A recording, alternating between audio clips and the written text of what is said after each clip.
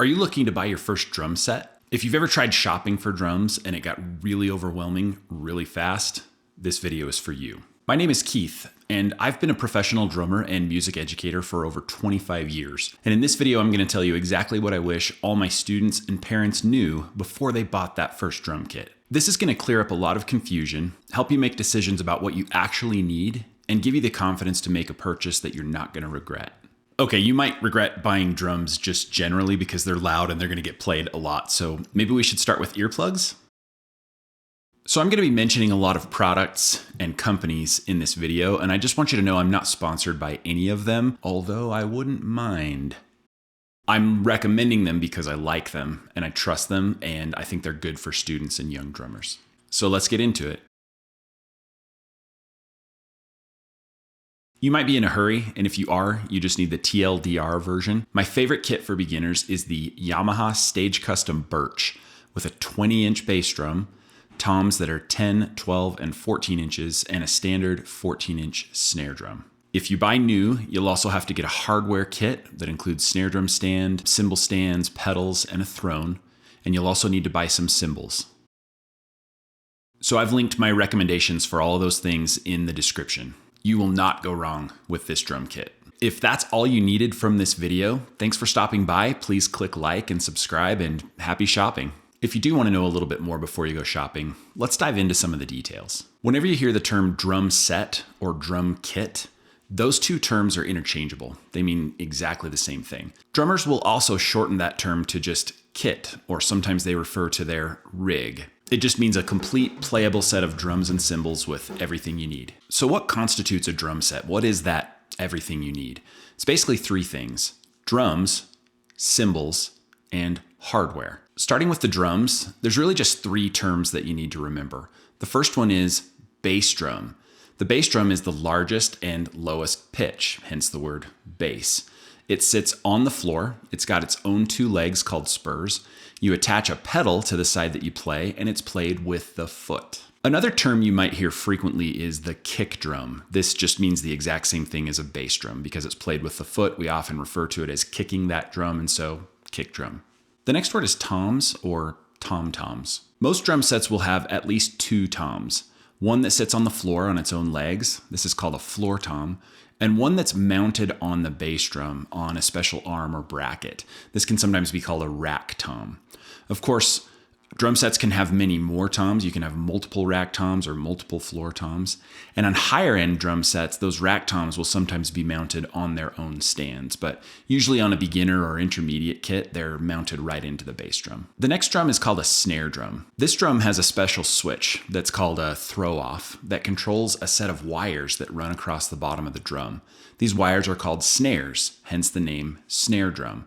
And the switch allows the wires to be either engaged, touching the bottom of the drum, or disengaged, where they kind of hang freely and they don't affect the sound. When they are switched on, you get a really high-pitched, rattly sound. This is the main drum you hear when you're listening to rock or country.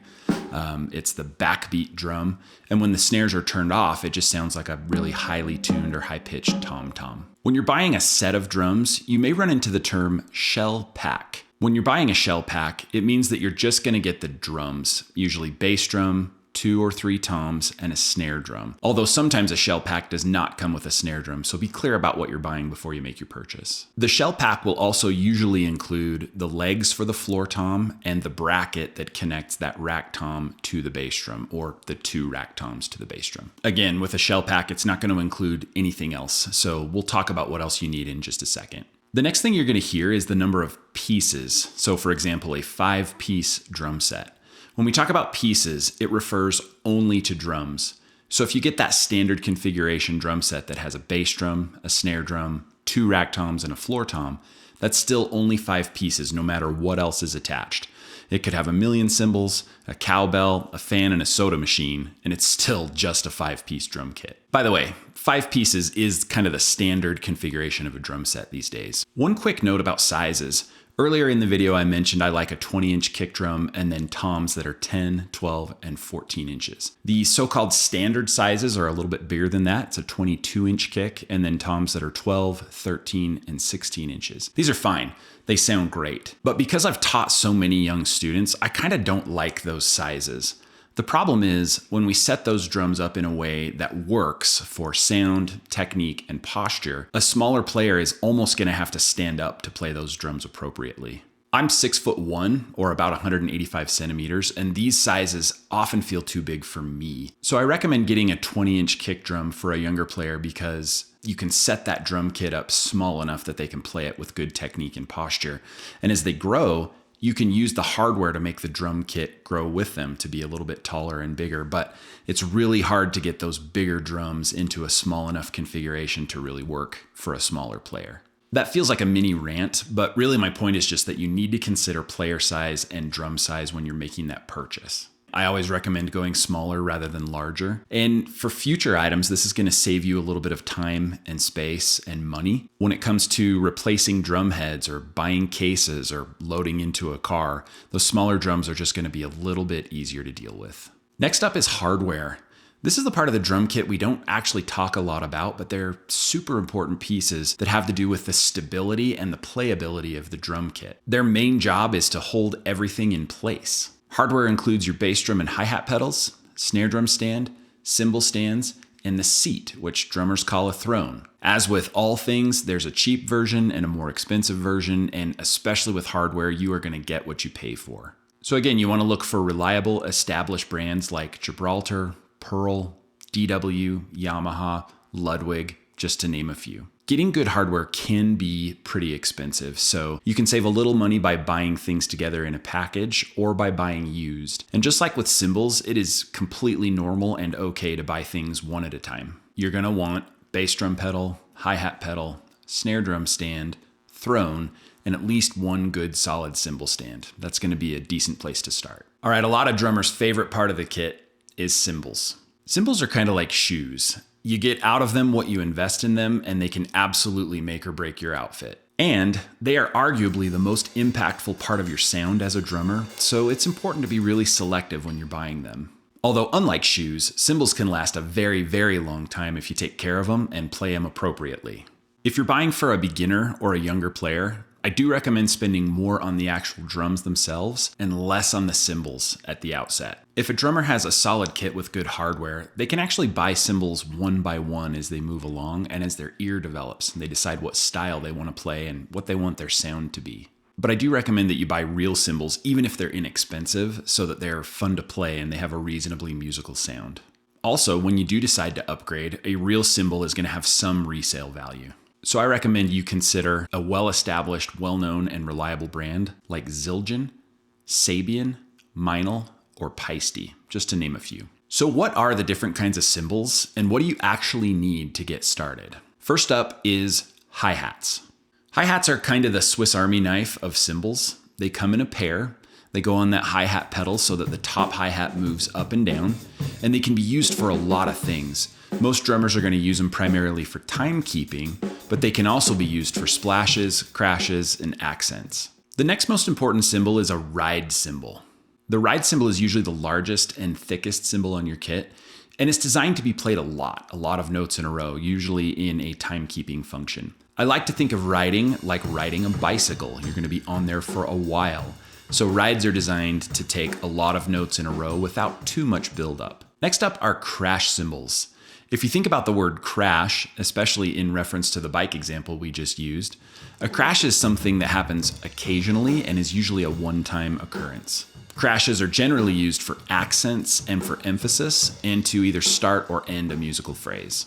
Crashes do come in all size and thicknesses, but generally once they get to a small enough size, we call them by another name, and that is a splash cymbal. This is usually around 14 inches or smaller. The sound of a splash is usually much higher pitched and it has a quicker decay. And like I said before, most drummers are going to buy these cymbals individually, and they choose the exact right cymbal that fits their style and the sound that they're trying to create. Most of the big cymbal companies will sell a boxed set that is hand-selected cymbals that'll sound musical together, and it can save you a little bit of money.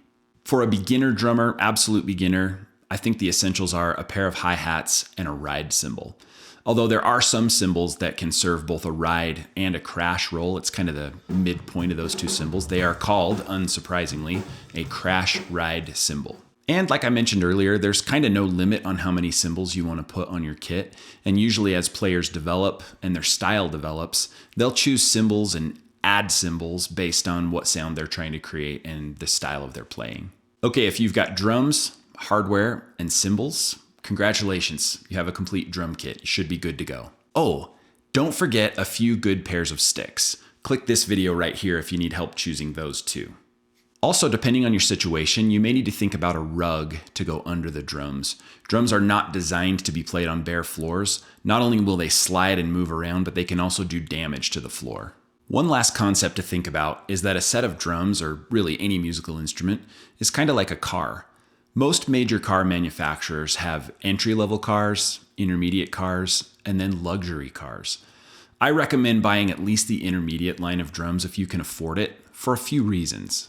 One obvious reason is that the drums are just going to sound better, and that's going to give your drummer a better chance of success. Another reason is that a lot of the hardware and the parts on the drum are going to be of better quality. Once you get to the intermediate line or better, usually they function really, really smoothly. One of the reasons I recommend that Yamaha Stage Custom kit is that I've owned many of those over my career. They play great, they sound great, they tune up great and really easily. The hardware is super reliable. Another reason to upgrade to the intermediate line is that you may someday need to sell those drums. Even in the worst case scenario, let's say that your young drummer says, you know what, I'm out, I don't want to play drums anymore. That intermediate set of drums is going to have a lot more resale value than an entry level or beginner kit. Or maybe the best case happens and they say, hey man, this is really taking off for me and I want to get a professional level kit. Same thing, that intermediate kit is going to have a little more resale value so that you can reinvest that money in a better set of drums. And candidly, a lot of the intermediate drum kits from a lot of the makers have become so good and so versatile, you may never have to upgrade to a pro level kit. Like I said at the beginning of the video, I've played professionally and taught drums for over 25 years. And I also worked in a drum shop selling drums for over 4 years. And these are all the things that I would tell all of those parents and students before they buy their first drum kit. Okay, now you're ready to go shop for your dream drum kit. Check out this playlist for some help and tips in getting your kit set up just like the pros. As always, thanks for watching. Drop me a comment, click like, and subscribe if you aren't already, and I'll see you on the next one. There's usually at least 2 on a drum set.